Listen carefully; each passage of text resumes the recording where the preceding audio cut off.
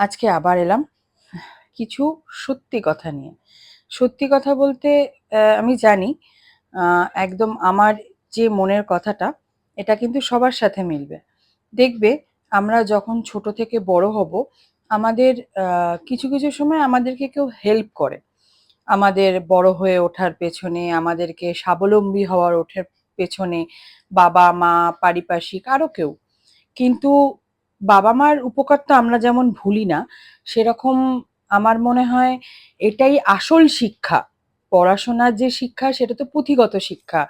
তাছাড়াও আসল শিক্ষা যে আমার পাশে থেকে আমাকে বড় হতে সাহায্য করেছে, তাকে সেই সময়টায় যখন তার সেই দিনটা আর ফিরে আসবে না, সেই সময়টা পাশে থেকে।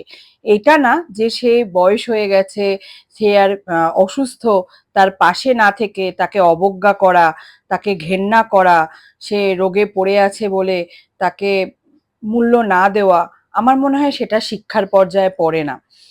আমার মনে হয় একটা সঠিক মানুষ যখন একটা মানুষের পাশে